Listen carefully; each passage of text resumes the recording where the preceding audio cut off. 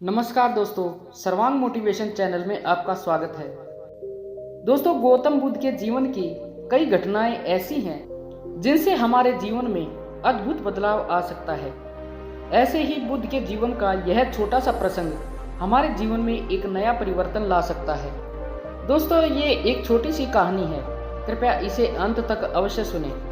बहुत सालों पहले भारत में मगध नाम का एक राज्य था।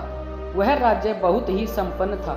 राज्य में एक सोनापुर नाम का गांव था, जहां के लोग अपना सारा काम दिन में किया करते थे, लेकिन रात होते ही सारे लोग अपने घर के अंदर चले जाते और कोई भी रात के समय अपने घरों से बाहर नहीं निकलता था।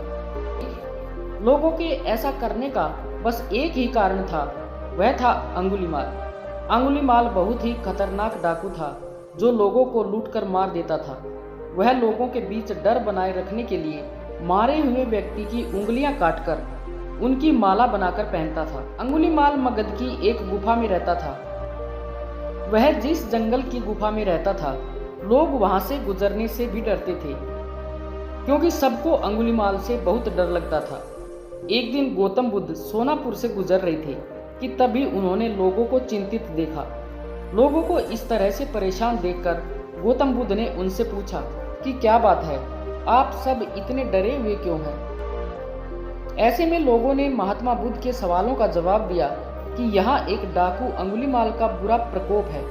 वह लोगों को लूटकर मार देता है और उनकी उंगलियों को काटकर उनकी माला बनाकर पहन लेता है। इसलिए हमारे गांव के लोग बेहद डरे हुए हैं। कृपया आप ही बताएं कि हम क्या करें। तब बुद्ध ने कहा कि अच्छा, ऐसी बात है तो फिर वह अंगुलीमाल रहता कहाँ है? महात्मा बुद्ध ने लोगों से पूछा। ऐसे में एक व्यक्ति सामने आया और महात्मा बुद्ध को बोला कि वह जंगलों में रहता है। जंगलों के अंदर एक गुफा है जिसके अंदर अंगुलीमाल रहता है। ये सब सुन लेने के बाद महात्मा बुद्ध अंगुलीमाल से मिलने जंगल की ओर चल पड़े।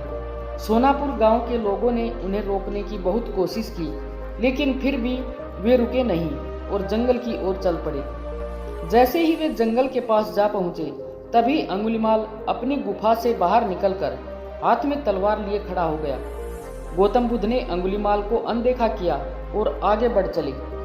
ये देखकर अंगुलीमाल बुद्ध का पीछा करने लगा। पीछा करते करते अंगुलीमाल जोर से चिल्लाकर बोला, ए सन्यासी, रुक जा। मैं तो रुक गया, तुम कब रुकोगे? तुम अपनी यह हिंसा कब बंद करोगे? महात्मा बुद्ध ने पूछा। ऐसे में अंगुलीमाल क्रोधित हो गया और फिर उसने गौतम बुद्ध से कहा, सन्यासी, तू मुझे जानता नहीं है। मैं इस राज्य का सबसे शक्तिशाली मनुष्य हूँ। मैं नहीं मानता कि तुम सबसे शक्तिशाली मनुष्य हो, गौतम बुद्ध ने कहा। यह सुनकर अंगुलीमाल बोला कि अच्छा, अगर ऐसी बात है तो तुम ही बताओ कि मैं ऐसा क्या करूं जिससे तुम मानोगे। तब महात्मा बुद्ध ने कहा कि तुम जाओ और उस पेड़ में से 10 पत्तियां तोड़कर लाओ। महात्मा बुद्ध के कहने पर अंगुलीमाल ने वही किया। वह पेड़ के पास गया और उसमें से 10 पत्तियां तोड़ लाया। फिर बुद्ध ने कहा कि जाओ, अब इन पत्तियों को वापस उस पेड़ में जोड़ दो।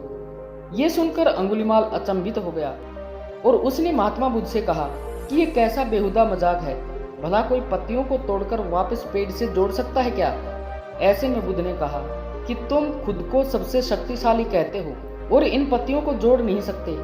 अगर तुम किसी को जोड़ नहीं सकते तो उसे तोड़ो मत। अगर तुम किसी को जीवन नहीं दे सकते तो उन्हें मारो मत। ये सुनकर अंगुलीमाल की आंखें खुल गई। वह बुद्ध के चरणों में गिर गया और उनसे माफी मांगने लगा। इसके बाद से अंगुलीमाल ने बुरे काम करने छोड़ दिए और वह महात्मा बुद्ध का शिष्य बन गया। दोस्तों, इस कहानी से सीख मिलती है कि इंसान चाहे कितना भी बुरा क्यों ना हो, वह बदल सकता है और अहंकार में किया हुआ काम निरर्थक साबित होता है। उसके पूरा होने में बहुत ही कठिनाइयों का सामना करना पड़ता है। इसलिए अहंकार से नहीं, स्वच्छ मन से कार्य करना चाहिए। दोस्तों, आशा है इस वीडियो से आपको काफी सीख मिली होगी।